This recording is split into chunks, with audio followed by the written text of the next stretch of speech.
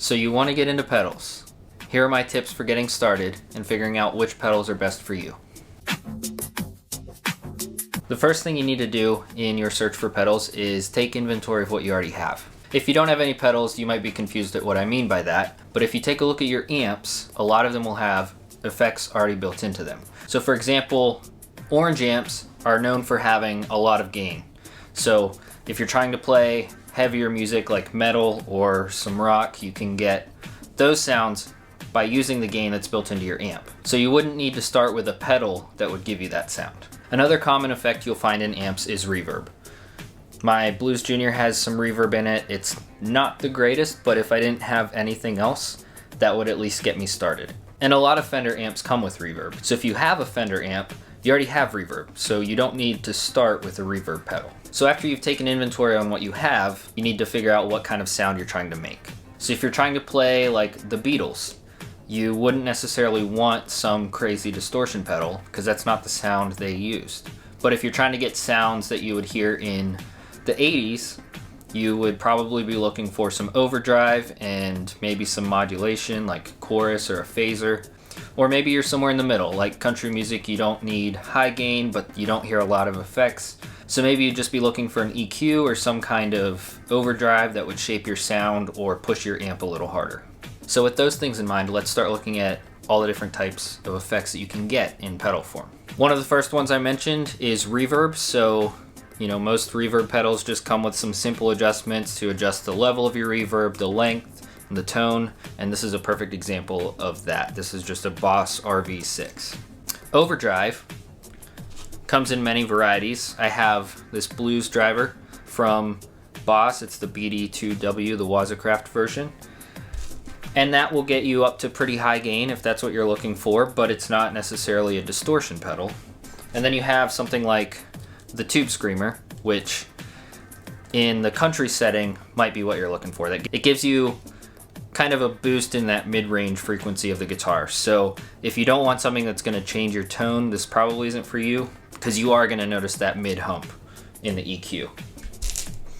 And then the last one I have here is the JHS Morning Glory. It's a very popular pedal, and it's what would be considered transparent overdrive, which is just one of those buzzwords that you hear all the time. But that means, unlike the Tube Screamer, you're not going to get a big push in the mids. It tries to keep your EQ relatively flat across the spectrum. So it will add some of that overdriven sound and push your amp a little bit harder, but it won't tweak with your EQ.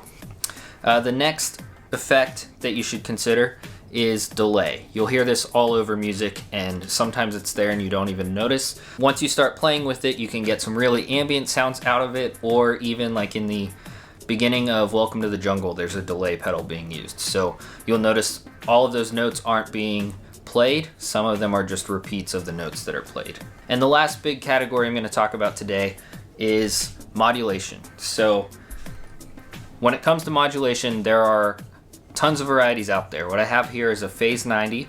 This is very popular among like Eddie Van Halen songs. If you listen to Ain't Talking About Love, you can hear it right in the beginning. You might not notice it if you don't know what phaser sounds like, but if you heard it turned off, the song wouldn't sound right.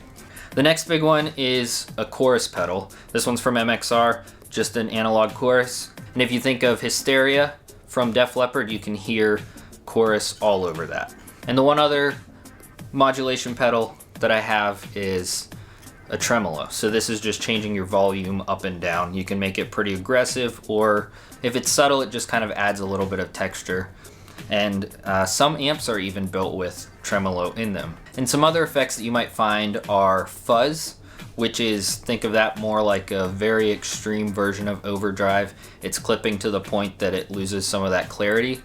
And distortion would be just kind of one step back from that. So it's above overdrive, but it's not pushing all the way to fuzz. And then on the lower side of overdrive, there's a boost. All that would be doing is increasing the volume. If you're trying to play a guitar solo, you can get a little bump in your volume to play louder than the rest of the band. But you can also use that if you have an amp that has some gain already in it, but it's not quite all that you want. If you boost your guitar going into it, it's going to drive your amp harder and give you more of that distorted, overdriven sound. And like I mentioned earlier, you might be looking for EQ. A lot of EQ pedals look like this with these little faders on them, and these are set to a specific frequency band. So if you wanted to push your mids for a guitar solo to stand out in the mix better, you might have it looking something like that. So all your mid frequencies are going to be raised and everything else is pretty much left the same. That is pretty similar to what I said about the Tube Screamer. It's going to give you that mid push, but it adds some overdrive. This would be more of a mid push in more of that boost realm. So when you're trying to decide specifically what you should get, there are a million options, and you might feel lost and don't know where to start. My recommendation is to keep it simple and just stick to the reputable brands. Things like Boss, you see them everywhere. Everybody has a Boss pedal on their pedal board, and they've been around for a very long time. And the reason for that is they're known for being reliable and they sound good. Another big brand that goes back a long time is MXR. I have a couple of them, and they're the same thing. Eddie Van Halen used MXR phase pedals. But if you're really lost and you don't even know what kind of effect you want to start with, you could look at multi-effects options. There are many options from Line 6 that are known for being good. I don't own any of them and I've not played through any of them, but they have a really good reputation for being good effects, and they give you a lot of options in one package.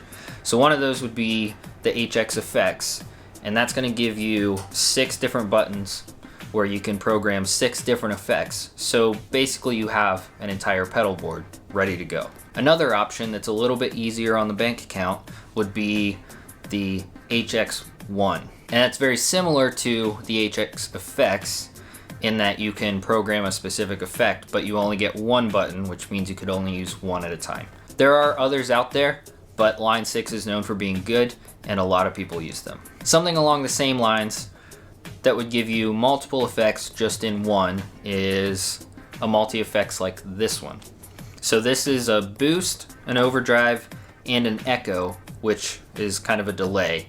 This one's set for a shorter delay time, but you could use it as a normal delay as well. So you'd only have to buy one pedal and you'd get to play with all 3 of those. And this one is the Sus Mario Sep from Mythos Pedals. It's good, but I'd probably recommend starting with something that's a little less expensive and one of those brands that everybody knows about.